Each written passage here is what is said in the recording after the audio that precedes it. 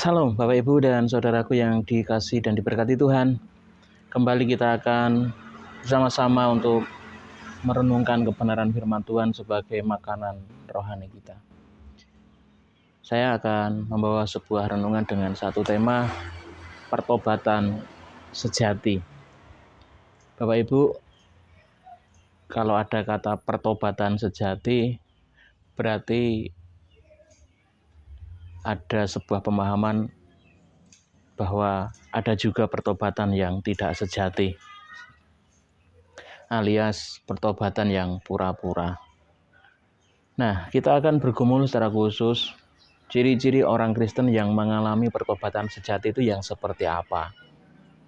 Dan ini menjadi sebuah tolok ukur juga bagi diri kita sebagai orang percaya yang mungkin sudah mengklaim diri bahwa kita adalah orang yang sudah bertobat. Apakah benar kita sudah hidup dalam pertobatan yang sejati?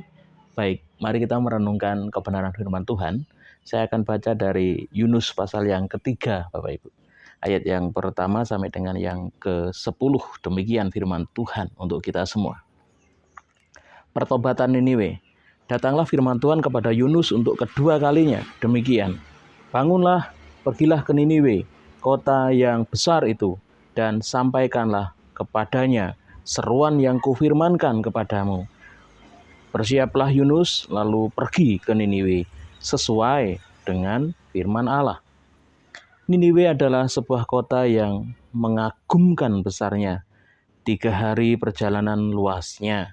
Mulailah Yunus masuk ke dalam kota itu, sehari perjalanan jauhnya. Lalu berseru, 40 hari lagi, maka Niniwe akan ditunggang balikkan. Orang Niniwe percaya kepada Allah, lalu mereka mengumumkan puasa, dan mereka, baik orang dewasa maupun anak-anak, mengenakan kain kabung. Setelah sampai kabar itu kepada raja kota Niniwe, turunlah ia dari singgasananya. Ditanggalkannya jubahnya, diselubungkannya kain kabung, lalu duduklah ia di abu. Lalu atas perintah raja dan para pembesarnya, orang memaklumkan dan mengatakan di Niniwe demikian. Manusia dan ternak, lembu, sapi dan kambing domba tidak boleh makan apa-apa, tidak boleh makan rumput, dan tidak boleh minum air. Haruslah semuanya manusia dan ternak berselubung kain kabung dan berseru dengan keras kepada Allah, serta haruslah masing-masing berbalik dari tingkah lakunya yang jahat dan dari kekerasan yang dilakukannya. Siapa tahu mungkin Allah akan berbalik dan menyesal, serta berpaling dari murkanya yang bernyala-nyala itu, sehingga kita tidak binasa. Ayat 10. Ketika Allah melihat perbuatan mereka itu, yakni bagaimana mereka berbalik dari tingkah lakunya yang jahat, maka menyesallah Allah karena malapetaka yang telah dirancangkannya terhadap mereka, dan ia pun tidak jadi melakukannya. Amin. Demikian jauh pembacaan firman Tuhan, dan yang berbahagia adalah kita yang mau mendengar dan mau melakukannya. Bapak, Ibu, dan saudaraku yang dikasihi dan diberkati Tuhan, ciri-ciri orang yang sudah mengalami pertobatan sejati menurut firman Tuhan ini adalah, mari kita perhatikan ayat yang ketiga. Bersiaplah Yunus, lalu pergi ke Niniwe sesuai dengan firman Allah. Ini ciri-ciri yang pertama. Orang yang sudah mengalami pertobatan sejati adalah orang itu akan berani untuk melakukan apa yang difirmankan Tuhan kepadanya. Saudara, tidak gampang melakukan firman Tuhan. Ada banyak kendala yang menjadi penghalang bagi kita untuk melakukan firman Tuhan. Di sini Yunus melakukan apa yang difirmankan Tuhan Dia menyampaikan sesuai dengan apa yang difirmankan Tuhan. Dia dengan sukacita mau melakukan bagiannya ini. Dengan sungguh-sungguh dia mau mengerjakan apa yang ditugaskan Tuhan kepadanya. Saudaraku, seringkali yang menjadi penghalang untuk kita boleh mau tunduk taat kepada firman Tuhan adalah pikiran kita sendiri. Yunus pun sebelumnya mengalami hal tersebut. Sebelum Yunus mengalami pertobatan yang sejati, di mana dia boleh bergumul dengan Tuhan di dalam perut ikan, sebelumnya Yunus juga tidak mau taat dan tunduk kepada apa yang dikatakan Tuhan. Saudara, Yunus berpikir, Yunus beranggapan, Yunus berasumsi bahwa orang Niniwe itu terlalu jahat, terlalu kejam, terlalu keji, terlalu tidak bermoral. Kejahatannya sudah melampaui batas manusiawi. Sehingga dia berpikir enggak layak orang sejahat itu mendapatkan belas kasihan Tuhan. Itu pola pikirnya Yunus dulu sebelum dia bertobat. Ketika Yunus bertobat, ada perubahan pola pikir yang dialami Yunus. Dia adalah seorang yang mau tunduk dan taat akan apa yang diperintahkan Tuhan. Karena yang kedua kalinya Tuhan memerintahkan kepadanya, dia enggak membantah lagi, dia tidak melarikan diri lagi, dia tidak menghakimi orang Niniwe lagi. Tapi dia melakukan apa yang dikatakan Tuhan. Dia bersiap dan segera pergi, tidak menunda-nunda lagi firman Tuhan untuk dia kerjakan. Saudaraku, sering pikiran kita, hikmat manusiawi kita yang membuat kita tidak mau tunduk kepada perintah firman Tuhan. Seringkali kedagingan kita yang juga menjadi penghalang untuk kita tidak mau tunduk kepada firman Tuhan. Kita merasa paling benar, kita merasa selalu lemah, kita tidak merasa tidak berdaya. Saudara, kita lupa bahwa ada Roh Kudus di dalam hati kita yang selalu memberikan kekuatan untuk kita boleh taat dan tunduk kepada kebenaran firman Tuhan. Kita lupa ada Roh Kudus dalam diri kita yang selalu menuntun kita untuk tidak mau terus menghakimi orang lain. Kita seringkali merasa bahwa itu perbuatan sia-sia, ngapain capek-capek ngomong kepada orang-orang Niniwe. Menyampaikan firman Tuhan pasti nggak akan ada perubahan. Mereka pasti akan tetap sama hidup dalam dosa-dosanya. Kita sudah ada mental block yang notabene itu membatasi kuasa Tuhan untuk bekerja. Saya sendiri pun merasakan seperti itu. Seringkali saya merasa, ngapain sih khotbah? Ngapain sih persiapan? Mateng-mateng, seakan-akan seperti apapun saya berkhotbah, nggak ada perubahan tuh. Jemaat ya begitu-begitu saja. Seringkali iblis membawa saya di tempat yang sampai pada satu titik seperti itu. Akhirnya saya malas persiapan khotbah. Akhirnya saya tidak punya antusias untuk menyampaikan firman Tuhan. Dan di titik itu ketika saya jatuh dalam perangkap iblis ini, ya iblis keplok-keplok, saudara. Tetapi tidak ada yang pernah sia-sia. Selama kita menuruti apa yang difirmankan Tuhan, melakukan apa yang diperintahkan Tuhan, enggak ada yang sia-sia. Kita sebagai hamba Tuhan, bagian kita adalah menyampaikan pengajaran kepada jemaat. Walaupun seringkali iblis membawa kita pada satu titik, percuma dikhotbahi, percuma persiapan, percuma enggak akan ada impact-nya kepada jemaat khotbahmu. No, Bapak Ibu, pasti ada dampak yang akan terjadi di dalam kehidupan jemaat Tuhan. Jadi sebagai hamba Tuhan, yang kita punya bagian di dalam menyampaikan firman Tuhan, kita lakukan bagian itu dengan sukacita seperti yang Yunus kerjakan. Sebagai ciri wujud orang yang hidup dalam pertobatan sejati adalah melakukan tugasnya dengan sukacita seperti Yunus. Tidak menunda-nunda, tidak menghakimi orang. Malah jemaat gak akan pernah berubah.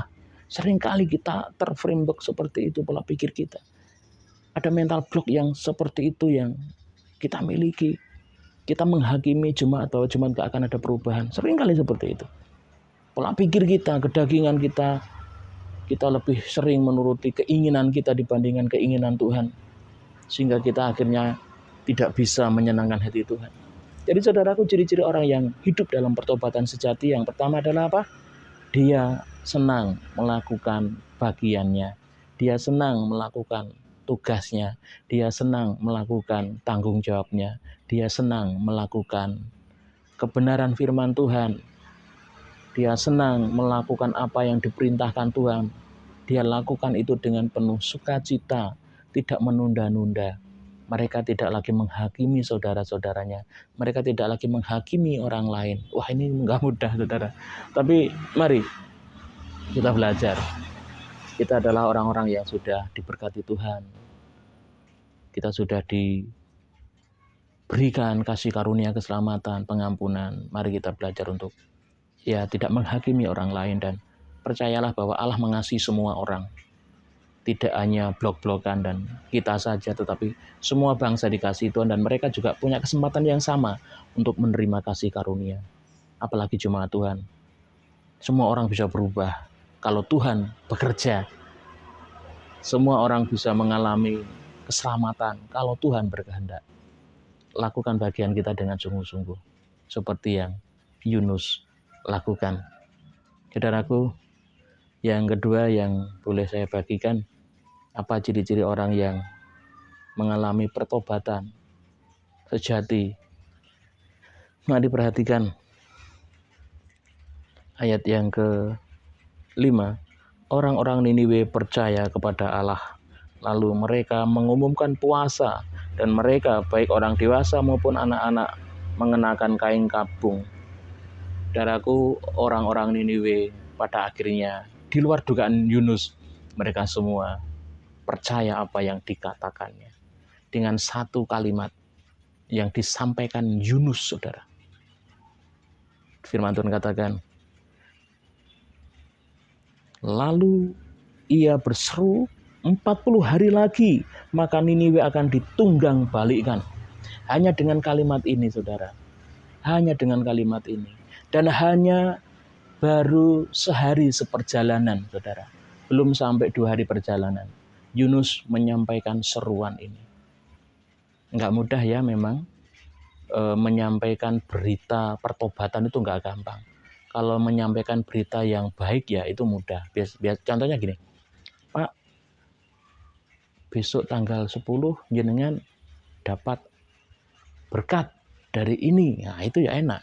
Tapi Pak, tanggal 10 jenengan akan dihukum Tuhan. Wah, ini berat, saudara. Bisa-bisa kita dikampleng orang itu, ya kan? Tapi Yunus dengan berani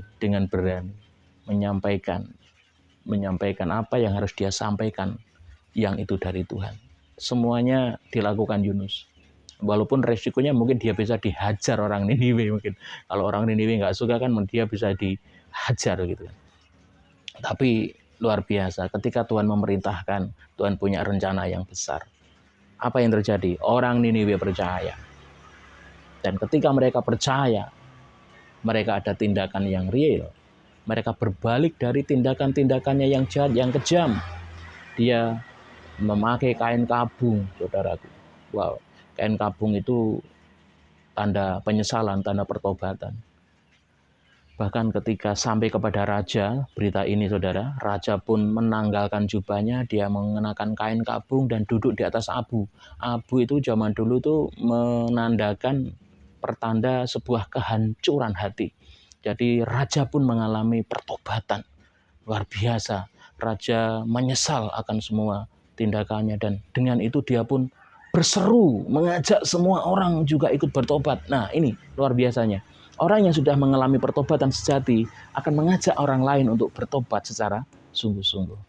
Raja ini pun memerintahkan semua kota, semua orang di kota itu, maksud saya, di kota Niniwe harus bertobat, harus mengenakan kain kabung, tidak boleh makan, tidak boleh minum, dan tidak hanya manusia, tapi bahkan ternak mereka pun tidak ada yang boleh makan dan minum.